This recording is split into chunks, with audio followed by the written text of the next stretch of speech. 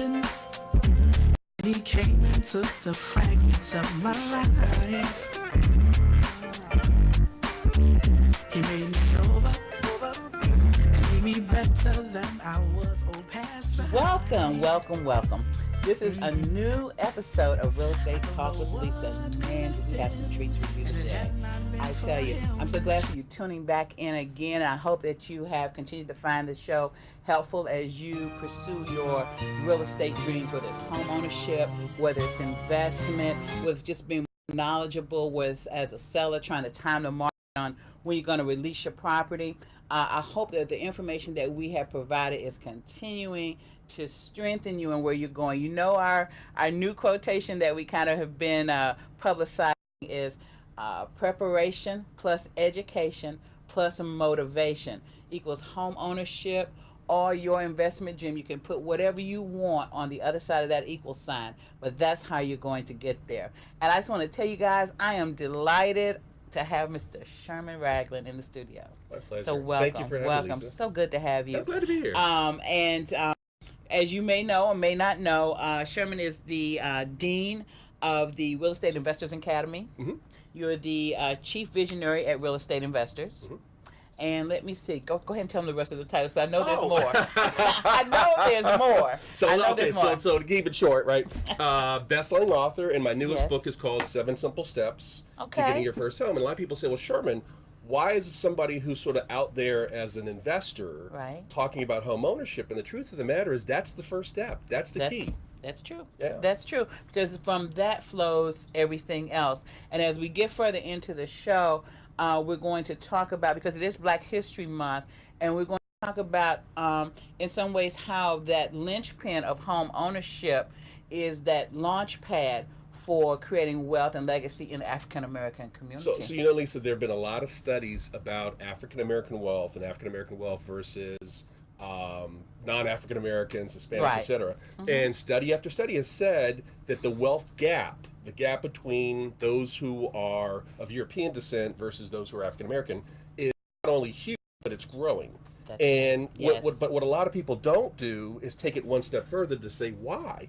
And when you actually look at the absolute numbers, what you see is that the wealth gap in terms of percentages is like astronomical. In terms of actual dollars, it's easily closed if in fact we have more African Americans owning their own home, and maybe just one, not owning the Taj Mahal, not owning the Trump Tower, God forsaken, you know, but just owning a couple of pieces of property, starting with your primary residence.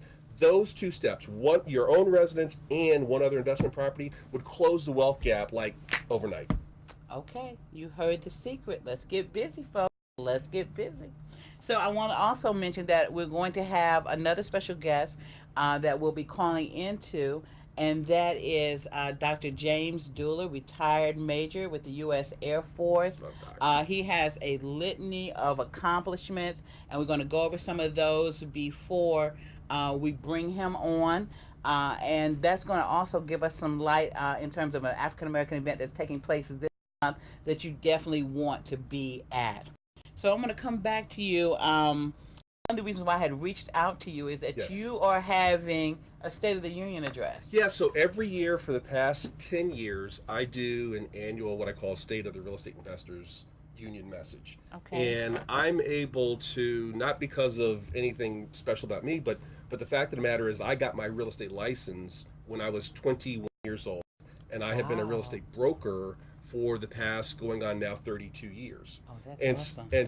And so we as real estate professionals, real estate brokers, real estate agents, we have access to data that average folks just simply don't have, right? That's true. And so for the past 10 years, what I have done is analyze the data and said, okay, based on what happened in, example, 2017, where do we think the market is headed in 2018? And don't you know, I have done my annual State of the Real Estate Investors Union message, Lisa, for 10 years now, and I have a 100% accuracy in terms of my predictions.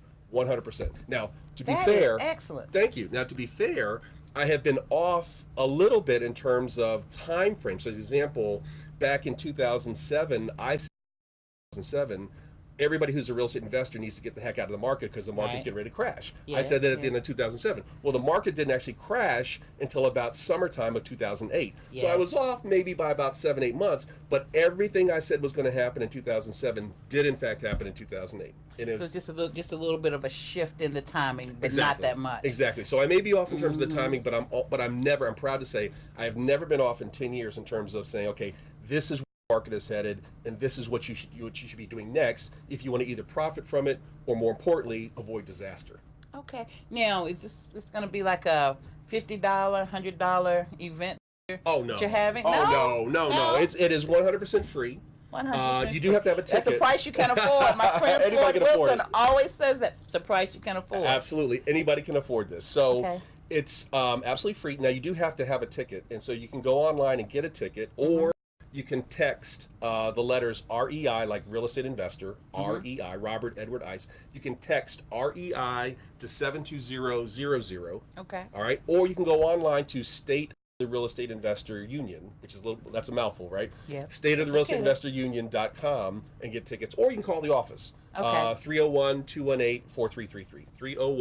301-218-4333. And ask for Lisa, and Lisa will get you a pair of tickets, assuming that we still have room. Again, there's no cost. Lunch is provided. Oh, by the way, Okay. if people do have special dietary needs, Okay. we normally have something like chicken and salad and that kind of stuff. But they have special Right. dietary needs. Just let Lisa know by calling the office. We'll make sure we take care of you. But lunch is included. Okay. Information is included. There'll be a handout so that after the event you can go follow up on the information.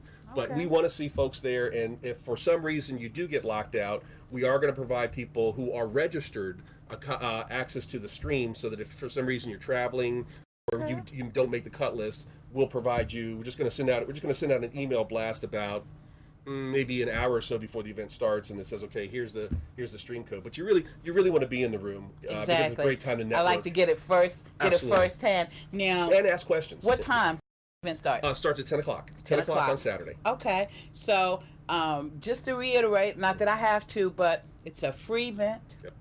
You're going to get fed, Yep. both mentally and physically. There you go. And the thing is, he's talking about the knowledge, and right now we've watched the stock market go up and down, and so it's important More down than up. Yes, yes. More down so, than up. So those of you that aren't investing in the stock market are like, yeah, I know I shouldn't have. And those of you might be kind of looking at your investments, but to have a good view of what's going on in the marketplace based on actual data, and to have the track record that Sherman has, how can you pass up the opportunity? And so that was one of the reasons why I wanted to have him here, because we perish for lack of knowledge. Absolutely. And knowledge is power, but it's the applied knowledge that gets the effect. So I like the fact that you made that there's going to be a handout that you can then follow up, because sometimes we collect knowledge. How many of us have at least like 2-3 folders from events that we've gone to, and we were so excited that we were buying it. We were like, yay! They said cheer, we cheered. We didn't do anything. Or can't even find it. Can't even I find it. I was like, where I put that phone? It's Where's like my your notebook? phone in half, holding up that short leg on the couch. Hello. Okay? But this is timely information. And, as we're celebrating Black History Month, and of course it's not a Black History event, but when we're talking about developing our communities, looking at our communities, even if you're looking at the theme, Make America Great Again, okay, what's some greatness in America to you? It's being able to have a legacy for your family. It's being able to have security as a homeowner. So this is what you can come out. I actually communicated with a young man today, contacted me because he was interested in investing, and he kind of wanted to know where to start. And I had sent him a clip of one show that we did about being a building owner. But I'm also going to recommend that he contact you to be at this event. And just if you're wondering, yes, I have my tickets. I have mine, okay? So, but I just think it's just important to not bypass anything that can be beneficial to us. Lisa, I'm so glad you said that. I actually wrote a book a few years ago, and I had the pleasure of actually talking about the book at Harvard. The title of the book was called Wealth We Can. Okay. And just sort of the backstory on the book. I am the grandson of a West Virginia coal miner. Okay? Shut up. Hello. I'm telling. Hey, don't leave me hanging now, Lisa. I am the grandson, right? So I'm a third generation, hardworking, That's right. person, right? And but for ROTC and Central State University in Xenia, Ohio, my dad would not have gone to college. And so my dad wound up going to college on ROTC, wound up literally retiring out of the Army on Friday, went to work for the federal government on Monday. Okay. And he was fortunate enough, he was blessed enough to come to Washington, D.C. during that great era, that great expansion, and that creation of black empowerment that happened really because of Marion Barry, quite honestly, right? Marion was giving people jobs. Oh, let me tell you something. And so Marion Barry did a lot for me. I wound up actually graduating from the Wharton School of Business. I got my MBA at Wharton, my very first job out of college was working for a company called Xerox Realty, which was part of Xerox, working on a project up in Loudoun County, Virginia. Now, I'm going to tell you a little secret now, Lisa. Okay. So, because I was the finance guy, I got a chance to see the numbers, and anytime you follow the numbers or follow the money, you know where the market's going. That's right. The money never lies. That's right. right. That's so right. That's my secret, right? That's right. So I saw some really sort of outrageous things happening in the real estate market, and I remember saying to myself, if this market crashes, I'm talking about being out in Loudoun County, Virginia. I lived in Old Town Alexandria, and I literally drove an hour west to get to my job every day. And this is now 1987, 86, 87, 88. And I remember saying to myself, oh my gosh, if this market crashes, I'm going to be the only Negro out here in Loudoun County, Virginia. And I do not want to stop. I'm telling you. I mean, it's a whole different place today, but back in 1987, right? It's not where you wanted to. I'm telling you. So I immediately put out the SOS, and a good buddy of mine connected me with the Oliver Carr Company, which was the biggest DC real estate company. It was the biggest family-owned real estate company in Washington, D.C. Most of the major office buildings in Washington that were built in the 80s were built by Oliver T. Carr, right? Yes. So Ollie found out about me, or Ollie's son Tom found out about me, and they called me up for an interview and literally hired me on the spot. Now here's the deal. What I found out was that they were in expansion mode. They hired like 50 to 100 people in the real estate development shop, literally overnight. So Ollie goes into a meeting with Marion Barry to talk about some, granting some waivers, closing some alleys, doing the things he needed to build this new building. Right. And Marion said, okay, whatever you need, Ollie, whatever you need, because you're good for the city. What you're doing is good for the city. That's right. And as they were walking out, Marion said to Ollie, as Ollie told me this, don't come back now anymore without some black faces with you.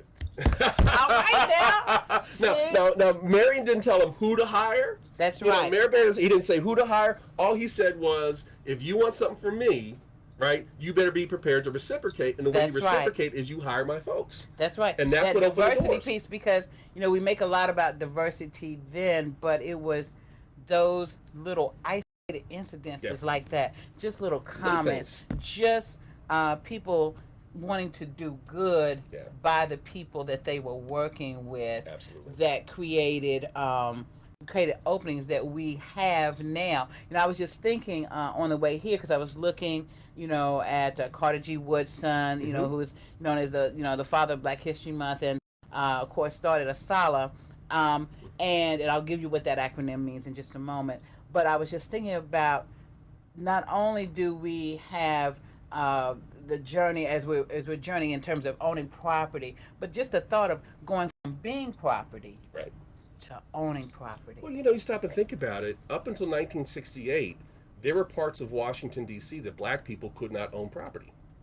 If you were African American, if you were Jewish, you could not own. It was in the deed. In the deed. We act like all this stuff happened, 1968. Yes. I'm 6 years old, right? Okay. Me too. So, all the millennials like, what the heck they talking about 68, right? and so when you have those conversations, and that's, a lot of times people say, why Black History Month, or why, okay, how long are we gonna, keep having Black History Month? Right. But because the information is still not known. Right.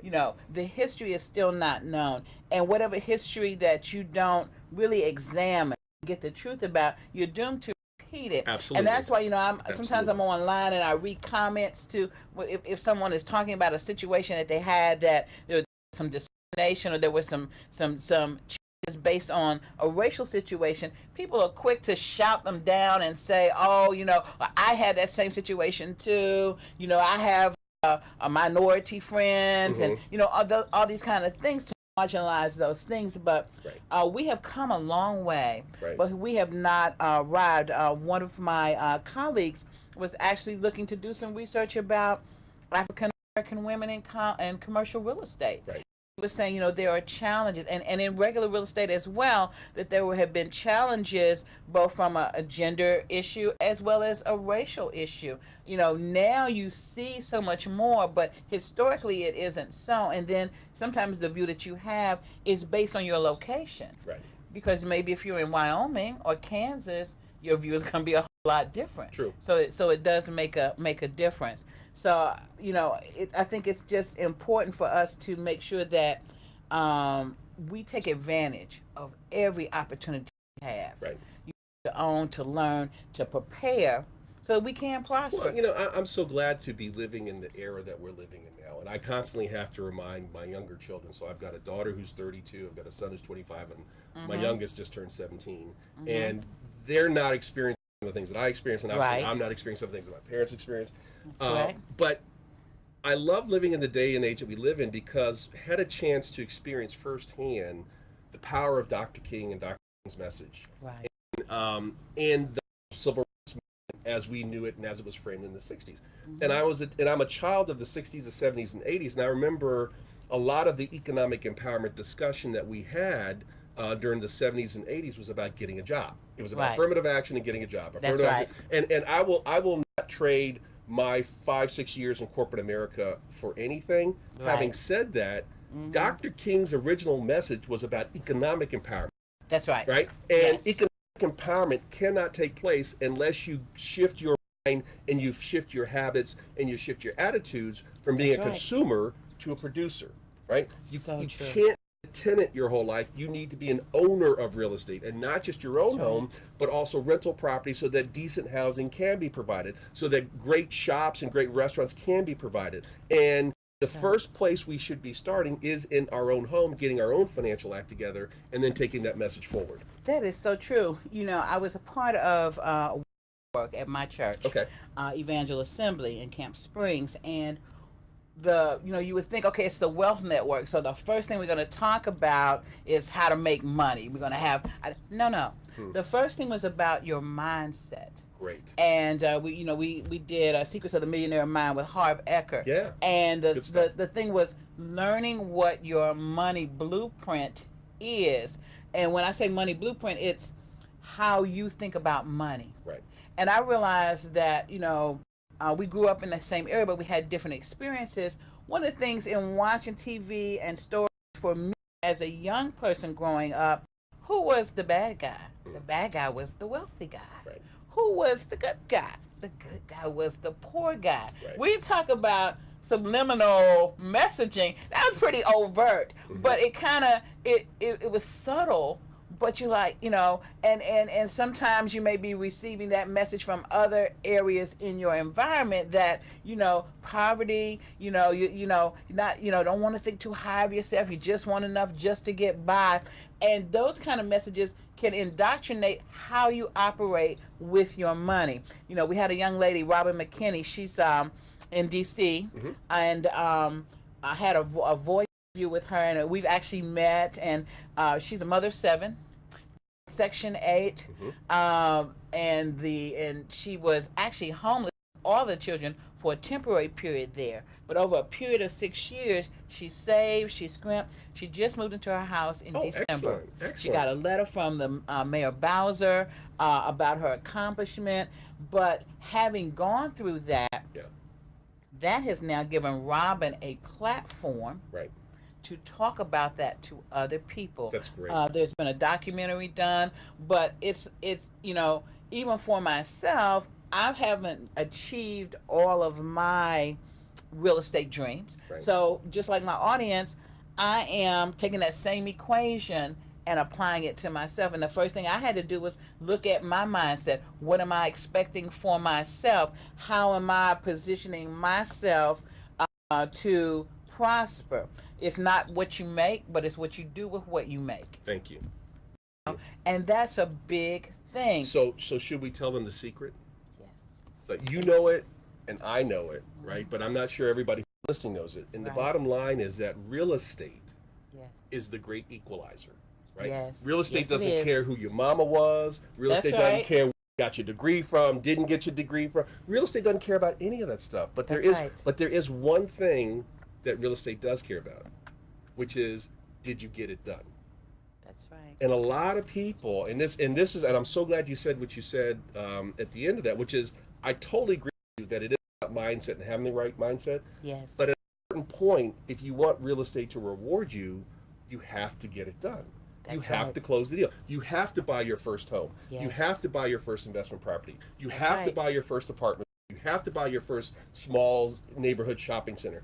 The real estate game is one that doesn't really care what your background is, but to prosper in it, you got to get it done. And that's, at the end of the day, that's what we do at the Real Investors Academy. We teach people how to actually get it done. No matter what walk of life you come from, no matter what degrees you have. We got people who come through and they got, 4 and 5 and 6 degrees. I kid you not. We had a young lady who came through a couple years ago, and she was a neurosurgeon in residency up at Johns Hopkins, right? Okay. But everybody understands, no matter whether you are scraping to get by or you're big time, sooner or later you wake up like Oprah, right? Yes. So for 25 years she had the #1 show on TV, but even Oprah woke up one day and said, I don't want to do this no more. That's right. So if you don't want to do whatever you're doing, whatever you're with, government job, government contractor, sweeping floors, got your own TV, whatever it is, you're going to wake up one day and go, I don't want to do this anymore. Okay, you going to stop? Right. There's only one way you can stop. Right. There's only one way to stop, and that is if you got income coming in. That's right. Right? And Oprah was smart enough to say, I'm going to own my own production company. Then when she as time went on, as she was making money, she invested in her own commercial facilities, she invested in her own apartment buildings, she built up her own portfolio, so she was able to step away from what she was doing to go on to whatever the next phase of her life was going to be. Now, interesting enough, she thought the next phase of her life was going to be running the girls' school in South End.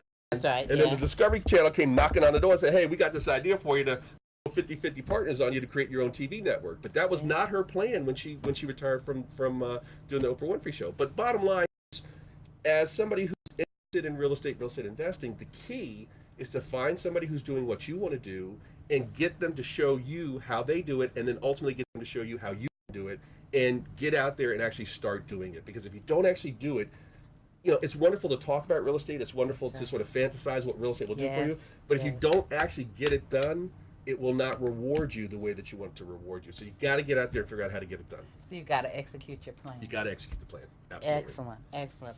I'm going to share with you all a little bit about our next guest who we're going to call in just a few moments, and then we're going to come back to Sherman. He's actually a friend of Sherman's, so he'll be surprised to know that I have Mr. Raglan here with me. But then we're going to come back and we're going to a couple of items there. That sounds wonderful. Yeah, absolutely. Okay. So our guest is going to be Dr. James Dula, PhD. He is a retired major with the U.S. Air Force. I actually met him several years ago at a community event, because that's his lifeblood, and he was just holding forth about the need of community, because it was a community meeting. They were trying to decide what strategies they were going to employ. But part of his history, he has been recognized as an entrepreneur, community and military leader. Now, he served in Vietnam, and he served in the Pentagon Air Force Intelligence Division. Now, he's also spent 30 years of military duty. After that, he taught in Prince George's County Schools the 30 years after his military service. Now, from 2002 to 2006, he taught. He served at the Health and Human Services Department as a Deputy Chief Administrative Officer. So you can see he's continued his life of service, and he's also credited with opening a youth strategies office for gang issues and youth programs, and a veteran services center to address the needs of veterans, which is numbering about 80,000 in the country now. Okay. Now, I know that you had met him. Where did you find him? So I was the chairman of the Prince George's County Chamber. Okay. And the Prince George's County Chamber is kind of interesting, because what they typically do is they designate somebody who's doing good works for the chamber, right, who's typically running a team or involved in one of the committees. And then the first thing they do is they tap you on the shoulder to be the secretary and do a good job. Right. Then they say, okay, You're not going to move up to treasurer, and then when you move up to treasurer to vice chair, you move from vice chair to chairman, and then ultimately, when you think you're out of there, they're like, "Oh, you're going to be chairman emeritus." That's right. That's right. You're still tied in. You want to suck all the value. You want to get that because our members need it. That's right. Can't blame them, and you want to have that institutional memory. So I served in leadership at the chamber, the Prince George's Chamber, for 6 years, and Doc Dula was the president. So in most organizations, he would have been called the executive director, but at the Prince George's Chamber, his title was the president. He was president of the chamber for 4 of the 6 years that I was involved in the leadership of the chamber. So. All right, excellent. Now, he says his bio states that he's known as a social anthropologist, and it's because of the positive effect that he has in all the environments where he enters in, and that's a good reputation to have. Absolutely. That when you come in, not only do you make a difference, because some of us, we make a difference. It's probably not the difference people are looking for, but he is known for going in and making a positive difference. He's going to be at the Association for the Study of African American Life and History. It was established in 1915 by Carter G. Woodson. The acronym is ASALH. Okay, and he's going to be one of the panelists there. Now, he's going to be the panelist for the luncheon.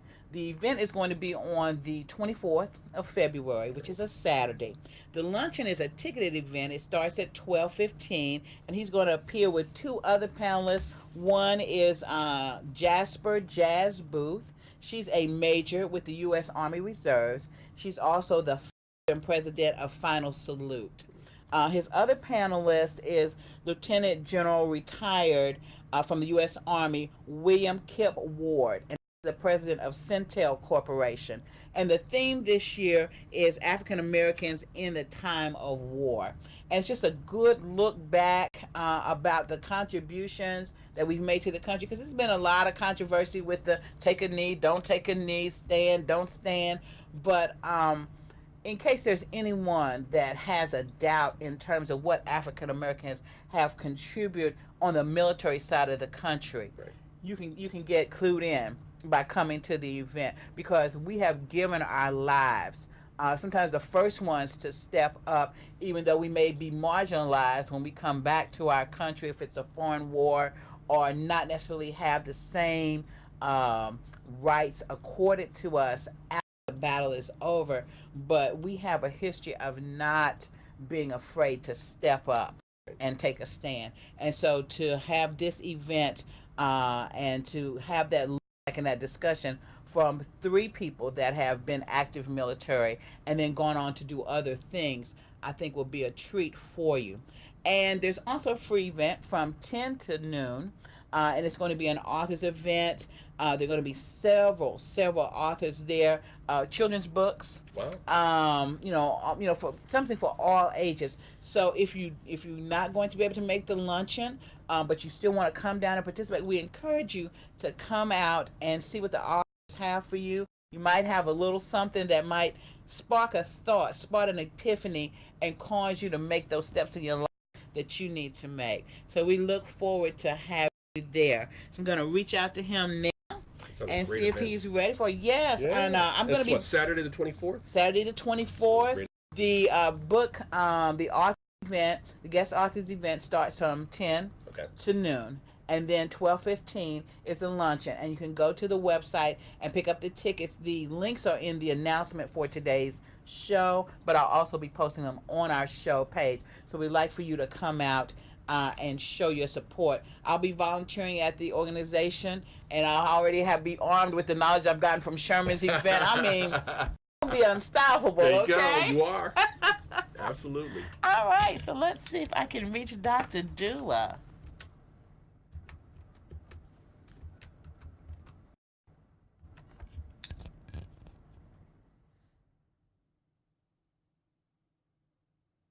I like that panel he's got there.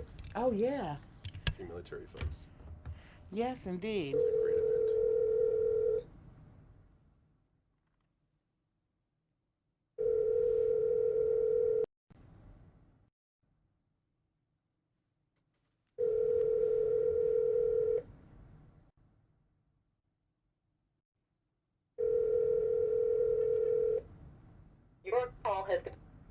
Okay. We'll try him back at this number in just a few moments. And Reba, if you'd reach out to him, that'd be great. But we'll try him back. We'll give him a couple of minutes, and then we'll try him back. Okay. One thing I did want to talk about, though, with Asala, we have the Carter G. Woodson School here in D.C., but during the beginning of the 20th century, it was assumed that black people didn't really have history. Right. And so, I know growing up myself, I didn't learn a lot of African American history till I got to college, actually. Right. Exactly. And actually took, Black Studies courses.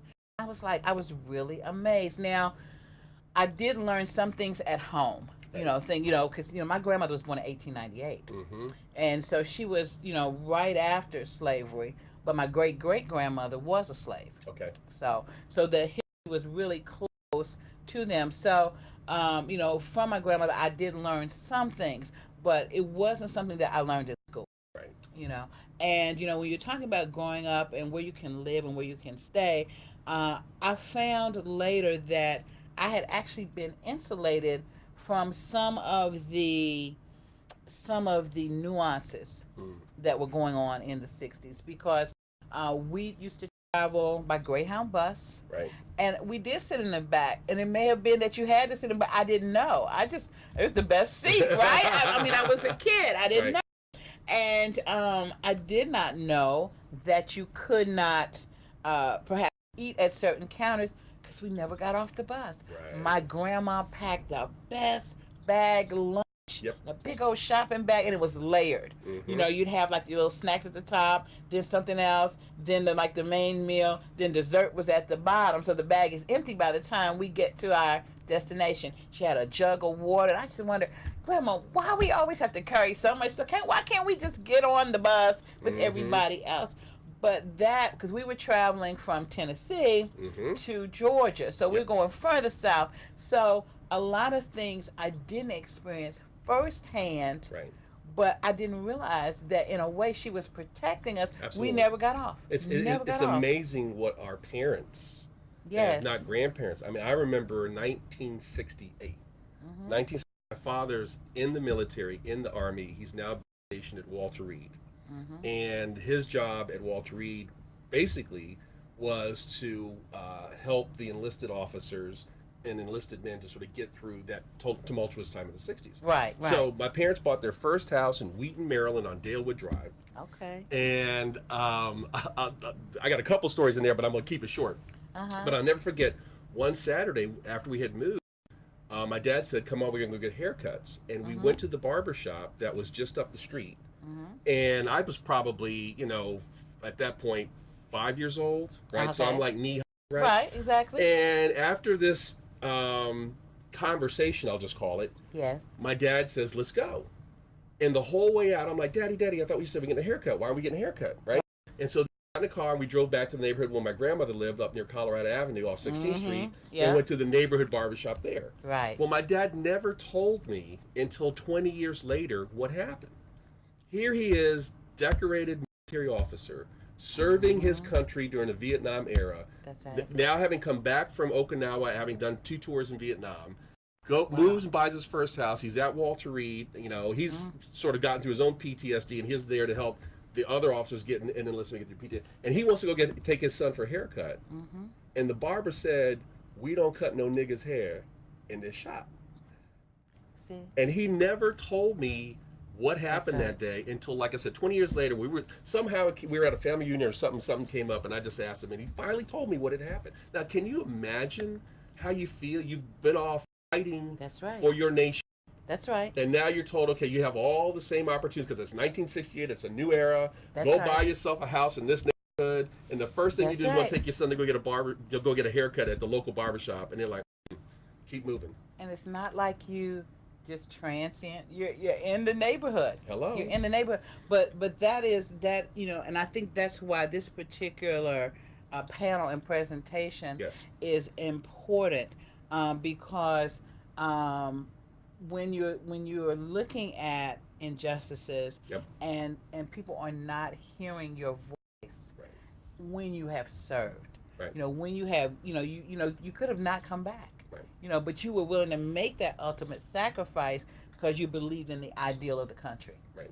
And so you wanted to see that same type of respect accorded to your fellows, because when it was foxhole time, you were all in there together. Hello. You know what I'm saying? That's exactly right. You know, this if Johnny got shot, you trying to drag him. You know, Bill. You know, you guys were looking, out for each other because out of necessity, Yes. it was a need, and so for that division to come back when you come home, and so people talk about which administration is the most divisive, and oh well, it was the previous administration that was divisive. Oh no, it's this one. I think we each individually play a part in the divisiveness. It's how we interact in our day to day, and whether we want to accept the stereotypes or we want to confront them and go beyond those. Because yes, there's the bigger stage of our political activities and how we vote and what we stand for, but the nation is even, I think, more shaped and influenced by what we do day to day. Well, I look at it this way. Maybe I'm just the eternal optimist, right? But I would rather we have an open conversation. Yes. Tell me. Yes. So do you remember a couple of years ago, right after Obama became president, and Howard Schultz, the president of Starbucks, said, we need to have a conversation about race relations in America. And the entire country almost shut him down, right? Yes. Black folks, I don't want to deal with it. White folks like, do we have to? You're right. It's right. Or can right? I leave to get something to drink now? Right. For snacks or something? And that whole let's have this conversation about race lasted at Starbucks for all of about a week, right? Oh, yes, sir. Dr. Dula. Yes, hi. How you doing? I'm doing wonderful. So good to hear your voice. You probably won't remember me. I've cut my hair since I saw you last, so it's been a few years. I'm here with a good friend of yours, Mr. Sherman Raglan. Hey, ahead. Doc. Sherman Raglan. Yes. Been too long. Hell, it's been a long time. I know. Good to hear from you too, Doc. Yes, sir. So I've introduced the audience to you and explained to them that you're going to be on the panel on the 24th, and Sherman and I were just discussing stories and experiences that we've had with respect to discrimination. He was sharing a story about his father and discrimination that he experienced, having been a former serviceman, coming back and doing great work in the community, great work post service time for the military, and that how that experience, affected him. And so I said earlier that it's so important to remember what our servicemen and women have done in times past, and how we have been at the forefront of conflicts with our country without restraint, or constraint, that we've been willing to go forward. So how will the panel discuss that aspect?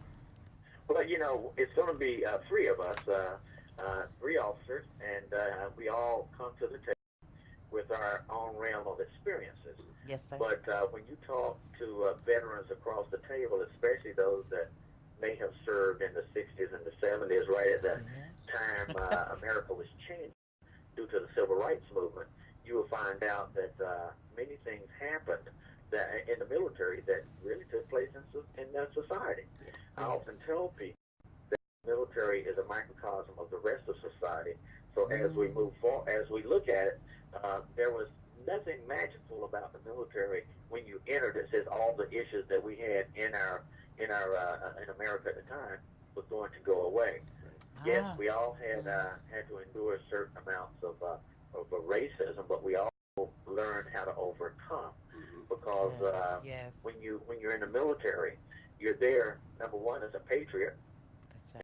Number two, you're there to better yourself at any time. Because your rank and moving up the totem pole meant that you were having to meet certain objectives, but you also had to enhance your skills, and one of those communication skills, regardless of your status. So as we come to the table, we're going to address our own experiences that took place in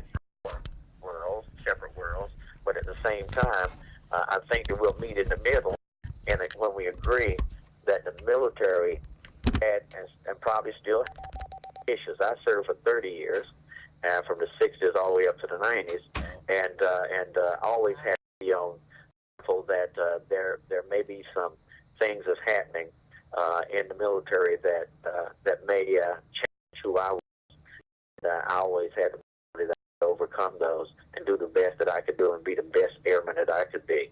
So it's going to be very interesting on Saturday when we come together and we talk about what the military can do to better prepare our current day men and women in the military for when they exit and come back out into the society. And we also will reflect back on the past to tell how we were prepared to come back into society and to try to help make it a better society after the military careers were over. That's great. Very good, very good. I noted that you and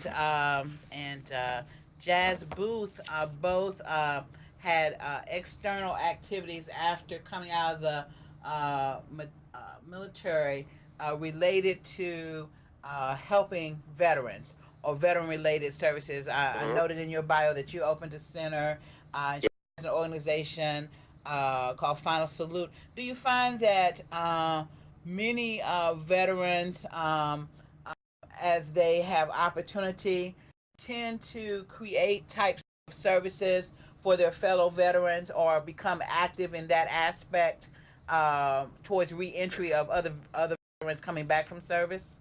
Most certainly. It goes back to the previous generations. I know that when my father finished his military duty during World War II, he came out and aligned with other veterans, and they created what they call the Association of Brotherhood.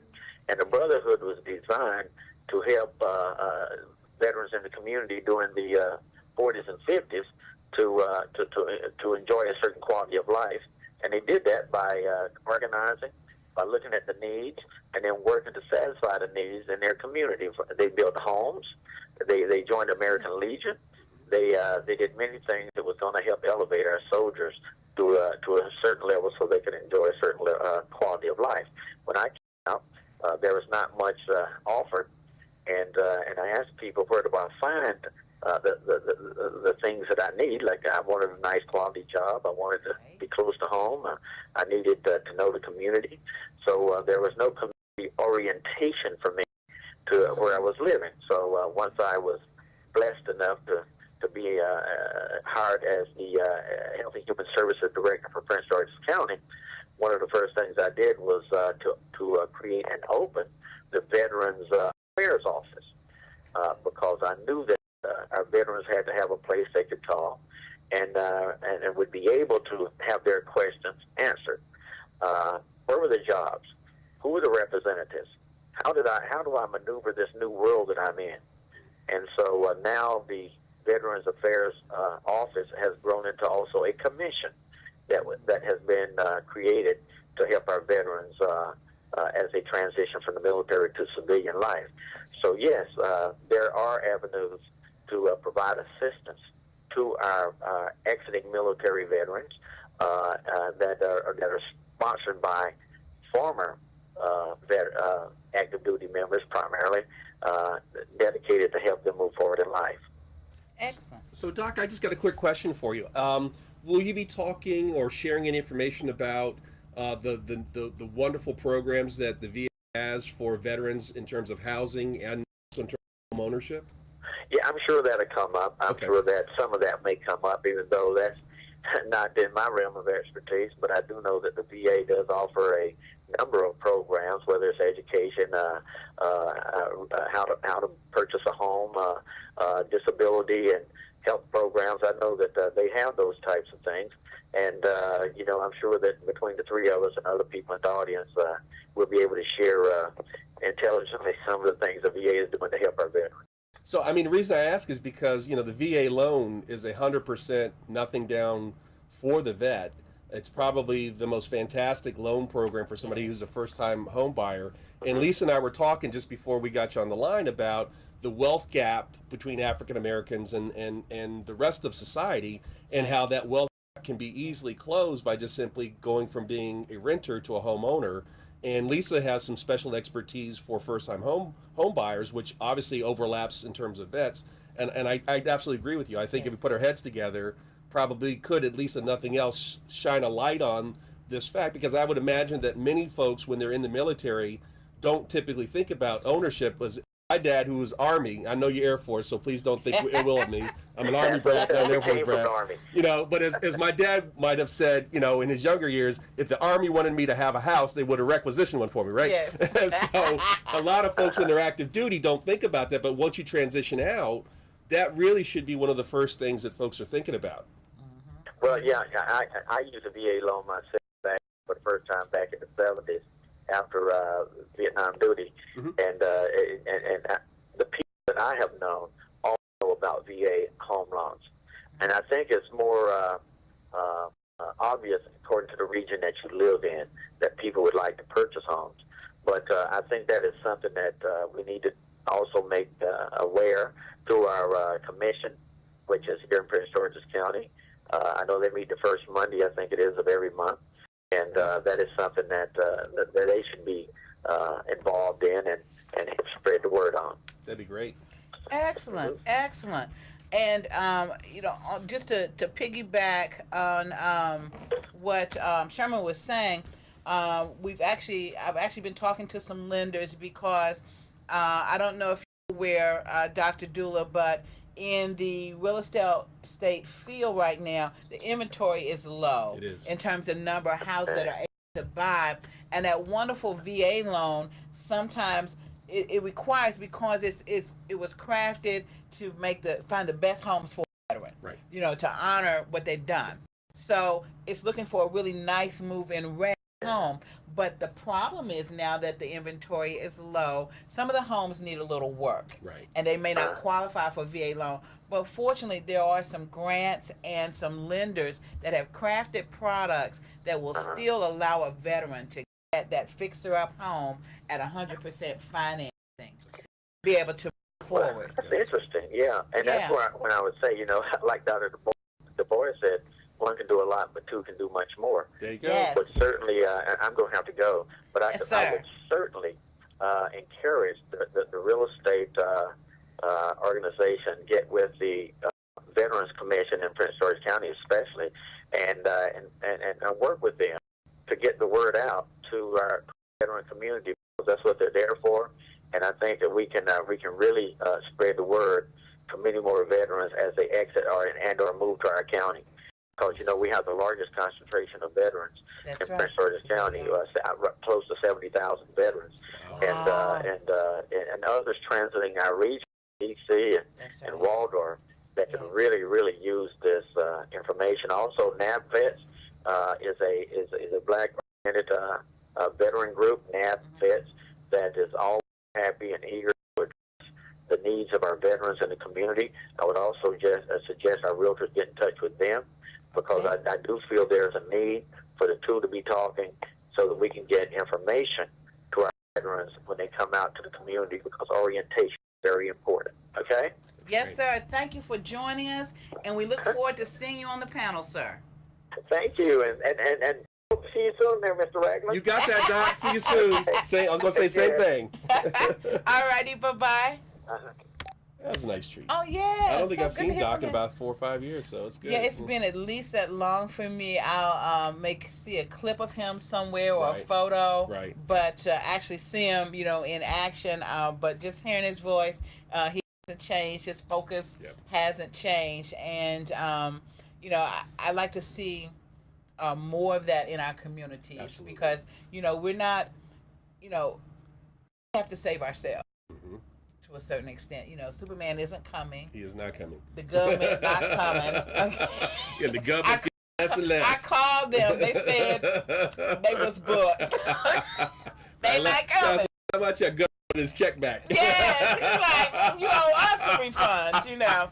So I think it's just important, and even even now at my age and changing, still continuing to change and to evolve and to learn how to even do more in my society. I'm looking at, okay, what can I do apart from just my profession to impact my community?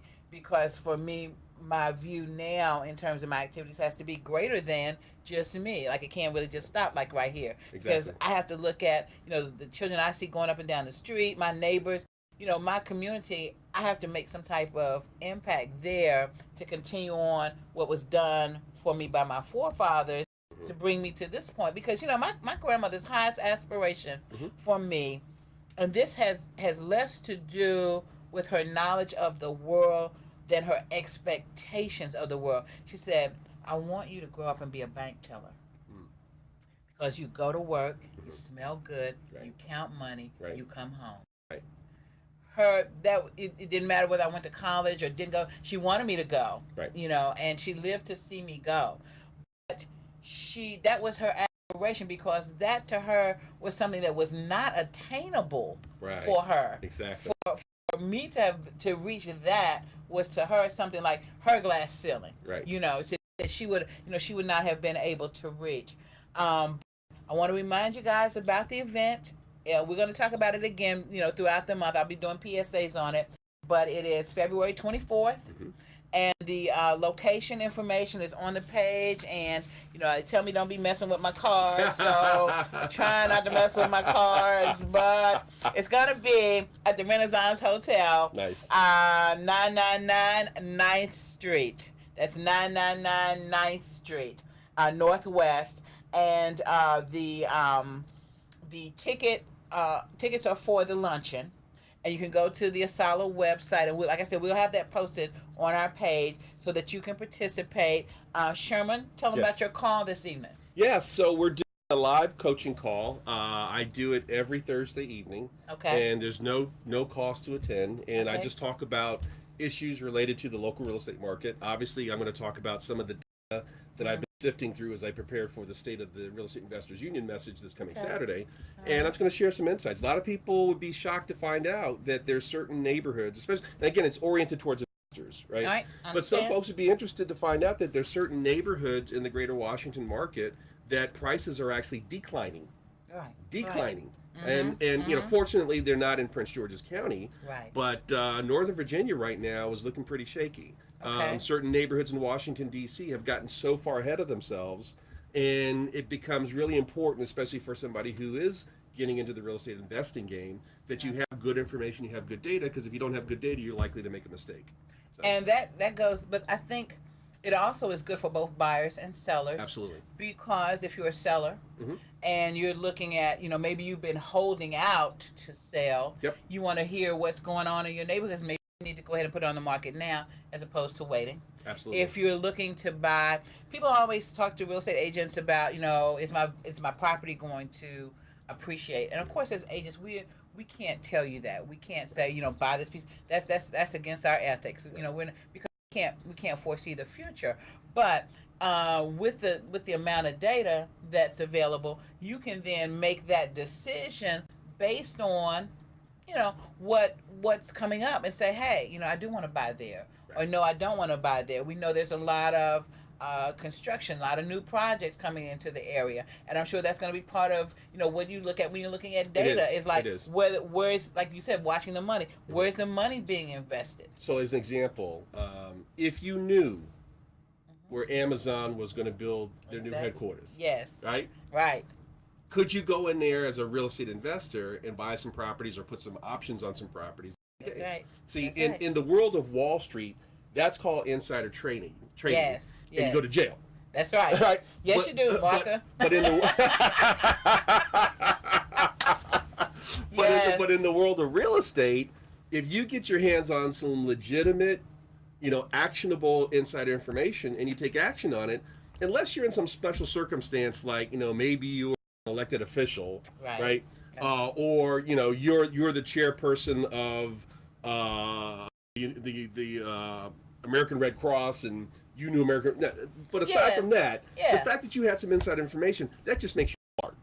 And so, so one of the things I'm going to be talking about on Saturday, I won't get into it too much tonight. I did talk about it last week's show, but I'm going to talk about it at some length on Saturday for my State of the Real Estate Investors Union message. I'm going to talk about why I strongly believe Amazon is in fact coming to Washington, D.C. Okay. And I'm going to talk about specifically what are the two locations that are the most likely locations that Amazon's going to locate their headquarters. And if you know that 6 months ahead of the announcement, right? That's right. And you That's you put an option on a property that says I have up to a year to buy right. this property at this price, you literally could make money nothing down. You put down an option, and typically on an option to buy real estate, you can put up as little as $100. So I would say nothing down, say $100. And let's say you put an option down on a piece of property that's right in that neighborhood where Sherman says Amazon's going to come, right? Okay. And I give you $100, I have the option to buy your property at X. Well, what happens when Amazon announces they are coming to that neighborhood? You're like, woo!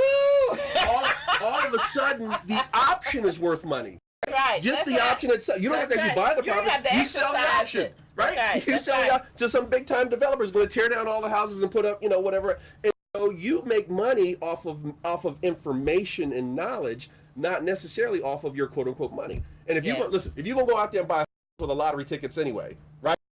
Why not put up $100? That's right. Get an option. It's okay. What if Sherman's right? And I get a couple properties, and all of a sudden that property got an option on. Somebody's willing to pay you $10,000, $20,000, $30,000 on just the option, and you never even had to buy the property. Make, it's what you do. I'm telling you. What you make, and being able to make an informed decision, Yes. and not already accept yourself from the market because of your preconceived notions. Exactly. That aren't really based on fact.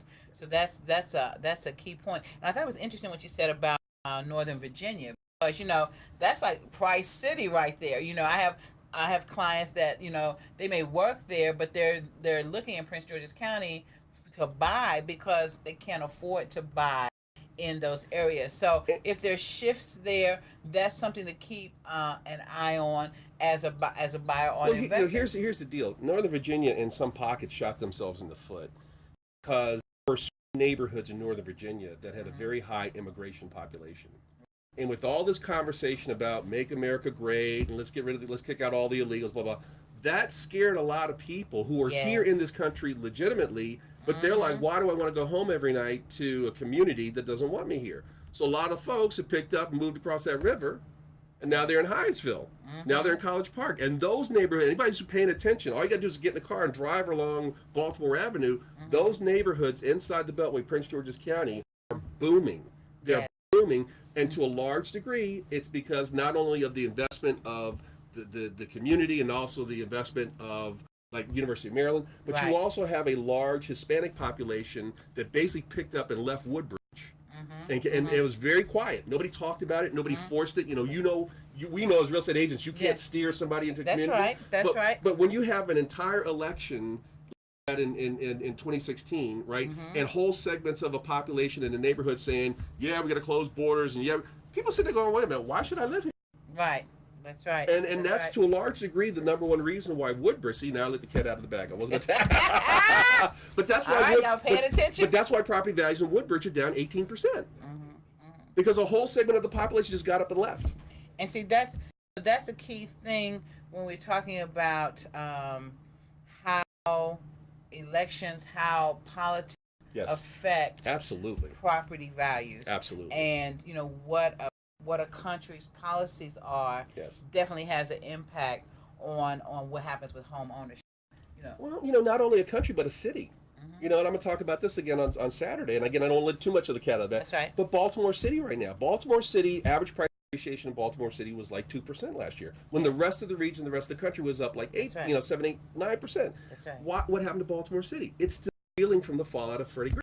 Now, the CS has been rebuilt. Right. But it was like a domino effect. First you had, and again, I'm not going to get into the politics, right? Because there are legitimate concerns on sort of both sides of, hey, if I'm a property owner, what gives somebody the right to destroy my property? And by the same token, if I live in this community and the community and the property owners aren't doing me right, I'm going to get up and up. Right. But the bottom line is Baltimore is still reeling from what happened, and no sooner did we have Freddie Gray's death, but the Freddie Gray riots, and then we had the trial of the officers, and they got to, and then the police department for the most part said, you know what, y'all come out here and deal with it yourself, and now crime is spiked. And so here's the deal: as a short-term investor, somebody who's fixing and flipping houses, somebody who's rehabbing, somebody who is wholesaling or bird dog or even real estate agents, it's a tough time in Baltimore right now. Baltimore had the largest number of restaurants closed in 2017 than any year going back 25 years. Wow. Businesses are literally failing in the city of Baltimore. Now here's the key: you and I have been around here long enough. Do we remember any communities that were on Fox News, another murder in, right? We saw it in DC, we saw it in Georges County, right? And now we're seeing it in Baltimore, right? If you are a long-term investor, say, okay, I want to buy an apartment building, I'm going to double down. Now's the time, frankly, to be in Baltimore, or at least looking at Baltimore, right? If you are a short-term investor, fixing, flipping, making your money off of that short-term thing, Baltimore may not be one of those markets you want to be in right now. So the key is to sort of like look at the data, because the data doesn't lie. That's right. Figure out what your strategy is going to be, and then implement your strategy. That's right. And we're going to talk about tonight, and we're going to talk about on Saturday. Excellent. We'll also share that information on our page. I'm going to thank you so much for being our surprise guest. You should have your mind like this now. You should, waiting for the swelling to go down from all of the knowledge, okay? I want to thank you guys for tuning in and being so faithful. We'll catch you next week, and I'll see you at the show. All right. Thank you, so dear. much. That was my pleasure. Thank you so much for inviting And then me. Dr. Dula.